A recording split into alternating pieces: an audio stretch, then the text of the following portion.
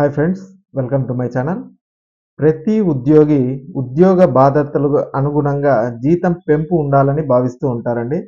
ఈ నేపథ్యంలో కేంద్ర ప్రభుత్వం ఉద్యోగుల ఆశలకు అనుగుణంగా వేతన సంఘాన్ని ఏర్పాటు చేసి వారి సూచనలతో జీతాలను పెంచుతూ ఉంటుంది. కొద్ది రోజుల క్రితం ప్రధాని నరేంద్ర మోడీ సారథ్యంలో కేంద్ర కేబినెట్ సంచలన నిర్ణయం అయితే తీసుకుంది. 2025 జనవరి 16న 8వ వేతన సంఘాన్ని అంటే 8th పే కమిషన్ ఏర్పాటు చేయడానికి ప్రభుత్వం గ్రీన్ సిగ్నల్ అయితే ఇచ్చింది. పే స్కేల్ ఇంటిగ్రేషన్ అనే విధానం అయితే తీసుకురావాలని యోచిస్తోంది.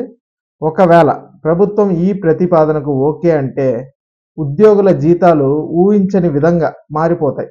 మరి ఉద్యోగుల జీతాలు ఎంత మేర పెరుగుతాయో ఈ వీడియోలో అయితే తెలుసుకుందాం. మీరు ఇంతవరకు నా ఛానల్ని సబ్స్క్రైబ్ చేసుకోకుండా ఉంటే దయచేసి సబ్స్క్రైబ్ చేయండి. దీనివల్ల నేను చేసే ప్రతి వీడియో యొక్క నోటిఫికేషన్ మీకు అందుతుంది. అలాగే సమాచారం అంటే ఏ సమాచారాన్ని మీరు మిస్ అవ్వకుండా ఉంటారు. లైక్ చేయండి, షేర్ చేయండి. మీరు ఇచ్చే ఒక్క లైక్, మీరు చేసే సబ్స్క్రిప్షన్ మాకు ఎంతో ఎంకరేజింగ్గా ఉంటుంది. వీడియోని ఎక్కడ స్కిప్ చేయకుండా చివరి వరకు చూడండి. దీనివల్ల ఇంపార్టెంట్ పాయింట్స్ అయితే మిస్ అవ్వకుండా ఉంటారు. ఇక ఆలస్యం చేయకుండా వీడియోలోకి అయితే వెళ్ళిపోదాం. కొద్ది రోజుల క్రితం ప్రధాని నరేంద్ర మోడీ సారథ్యంలో కేంద్ర కేబినెట్ సంచలన నిర్ణయం అయితే తీసుకుంది. 2025 జనవరి 16న 8వ వేతన సంఘాన్ని ఏర్పాటు చేయడానికి ప్రభుత్వం గ్రీన్ సిగ్నల్ అయితే ఇచ్చిందండి. ఈ కమిషన్ ఏకంగా 50 లక్షల మంది కేంద్ర ప్రభుత్వ ఉద్యోగుల శాలరీలు, అలాగే 65 లక్షల మంది పెన్షనర్ల అలవెన్సులపై దృష్టి పెట్టింది. National council of joint consultative machinery JCM staff side 8వ కేంద్ర వేతన సంఘాన్ని విధి విధానాలు ఎలా ఉండాలో కొన్ని ముఖ్యమైన సిఫార్సులు అయితే చేసింది. శాలరీ స్ట్రక్చరు, అలాగే పే స్కేల్ విలీనము, డిఆర్ఎస్ అలవెన్స్లు, ఇంటిగ్రేషన్ పెన్షన్ సవరణలు, ఇంకా చాలా ప్రయోజనాలపై ఈ ప్రతిపాదనలు ఫోకస్ అయితే పెట్టాయండి. ఇక 2025 జనవరి 23న department of personnel and training JCM staff side నుంచి సలహాలు అయితే కోరింది. ఎన్సీ మరియు జేసీఎం సెక్రటరీ శివగోపాల్ మిశ్రా ఏకంగా 15 డిమాండ్లతో కూడిన ప్రతిపాదనను ప్రభుత్వానికి అందజేశారు. పే స్కేల్ ఇంటిగ్రేషన్ అంటే ప్రస్తుతం ప్రభుత్వ ఉద్యోగుల పే స్కేల్ 11.1 నుంచి 11.18 వరకు కేటగిరీలుగా అయితే ఉన్నారండి.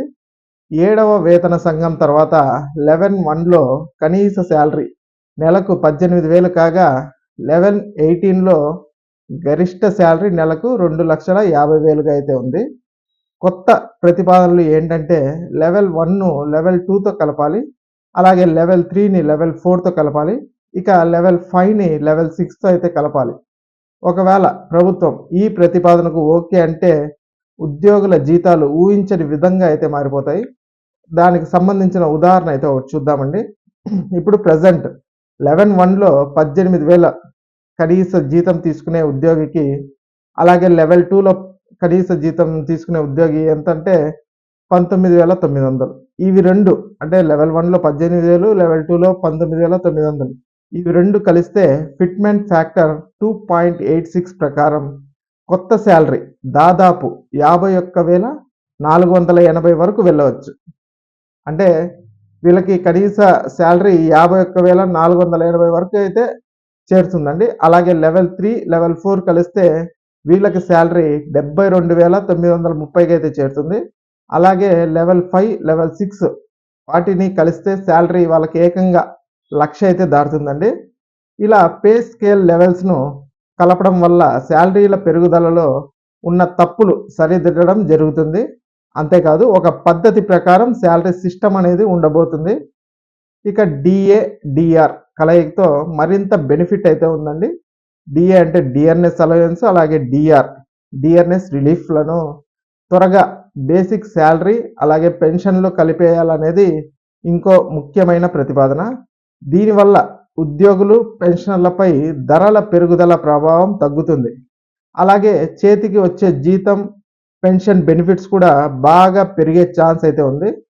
ఇక ప్రభుత్వం ఈ ఫిబ్రవరిలోనే 3 సభ్యులతో 8వ వేతన సంఘాన్ని ఏర్పాటు అయితే చేస్తోంది. ఒక చైర్మన్ ఈ కమిటీకి హెడ్గా అయితే ఉంటారు. ఈ కమిషన్ ప్రతిపాదనలన్నింటినీ క్షుణ్ణంగా పరిశీలించి 12 నెలల రిపోర్ట్ సబ్మిట్ చేస్తుంది. ప్రభుత్వానికి రిపోర్ట్ చేతికి రాగానే 1.2 కోట్ల మందికి పైగా ఉద్యోగులు, పెన్షనర్ల జీతాలు, పెన్షన్ల పెంపుపై ఒక క్లారిటీ అయితే వచ్చే అవకాశం ఉందనేసి అయితే తెలుస్తుందండి. ఇక ఈ వీడియో నచ్చినట్లయితే ఒక లైక్ చేయండి. అలాగే మా ఛానల్‌ని సబ్స్క్రైబ్ చేసుకోండి. Thanks for watching.